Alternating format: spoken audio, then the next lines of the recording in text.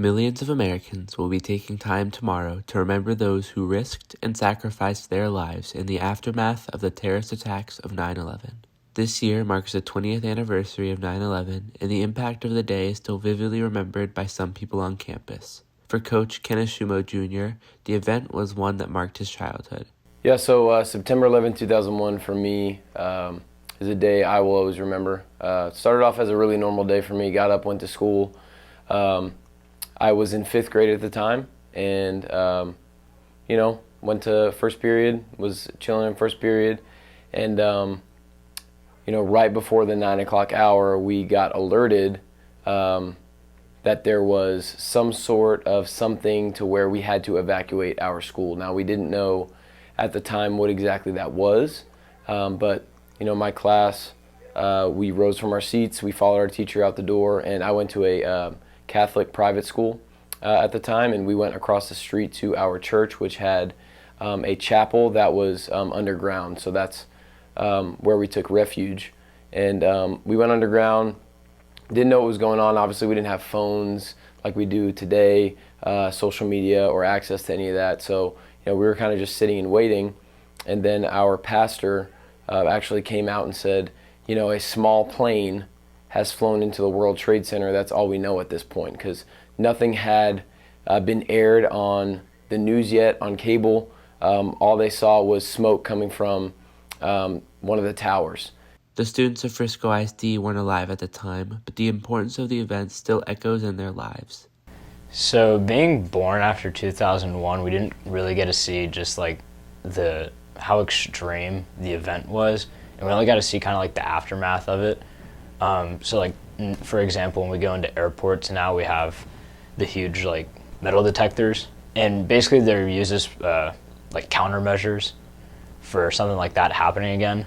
So although I wish they were just put in beforehand and 9/11 would have never happened because of the lives lost, the countermeasures that are being put in airports and just travel in general is just some sort of aftermath event that I've only gotten to experience with everybody else born after that didn't really get the multitude of the event when it happened.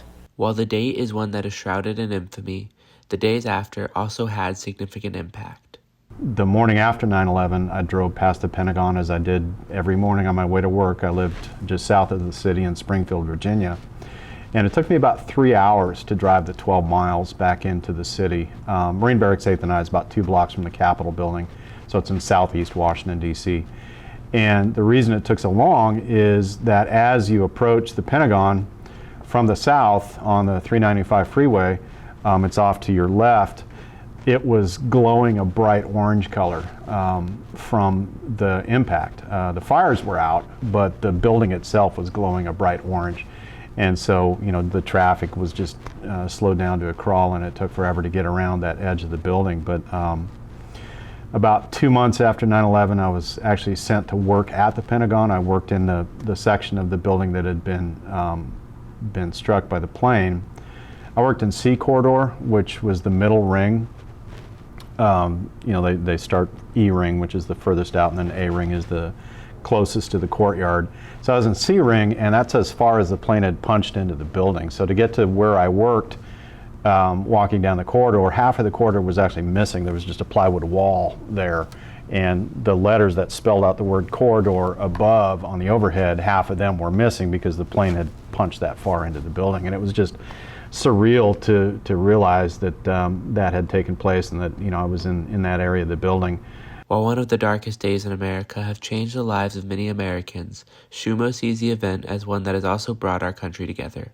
Though it was a dark day, and though we did experience that tragedy, there's a lot of good that came out of it. We bonded as a country.